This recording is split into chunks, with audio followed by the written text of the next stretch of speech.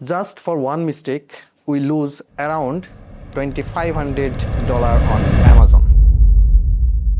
আসলে মিস্টেকটা আমাদের সাইড থেকে ছিল না, অ্যামাজনের সাইড থেকে। অ্যামাজনের স্পেসিফিক গাইডলাইন অথবা অ্যামাজন এখন যেই পলিসিতে চলতেছে সেই পলিসির কারণে আসলে এই $2,500 আমরা লস করছি। Amazon is always a customer centric platform, not a seller centric platform. আপনি একটা প্রোডাক্ট অ্যামাজনের মার্কেট প্লেসে নামাবেন, সবার আগে আপনার কমপ্লায়েন্সের যে জিনিসগুলো আছে সেগুলোকে আপনাকে খুব ভালোভাবে চেক করে নিতে হবে।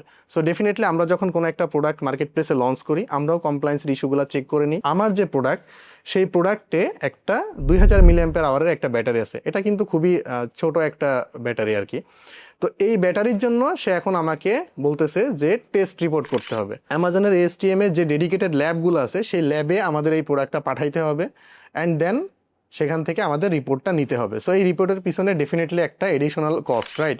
দ্য কনসার্ন ইজ, আপনি যে ডেডিকেটেড ল্যাব থেকে এই রিপোর্টটা করাবেন সেখান থেকে রেজাল্টটা নেগেটিভও আসতে পারে, পজিটিভও আসতে পারে। যদি পজিটিভ আসে তাহলে আলহামদুলিল্লাহ, আপনার এই রিপোর্টটা অ্যামাজনে সাবমিট করলে পারে সেটা অ্যাকসেপ্ট করবে অ্যান্ড দেন আপনার প্রোডাক্টটাকে লাইভ করে দিবে। বাট যদি এই রেজাল্টটা নেগেটিভ আসে তাহলে কি হবে?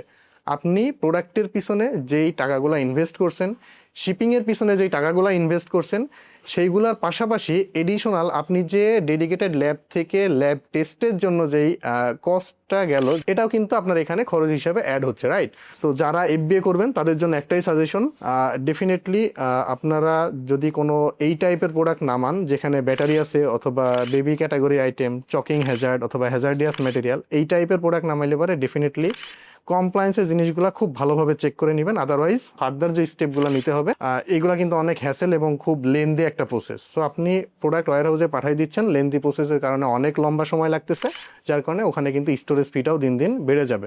সো আলটিমেটলি সবাইকে সাজেশন একটাই, যে প্রোডাক্ট নামানোর আগে ডেফিনেটলি অ্যামাজনের যে কমপ্লায়েন্সগুলো আছে সেই কমপ্লায়েন্সগুলো খুব ভালোভাবে চেক করা, অ্যান্ড দেন ফাইনালি সামনের দিকে মুভ ফরওয়ার্ড করা for product launching. So next কোনো ভিডিওতে আবার নতুন কোনো একটা টপিক নিয়ে কথা হবে। ততদিন ভালো থাকবেন।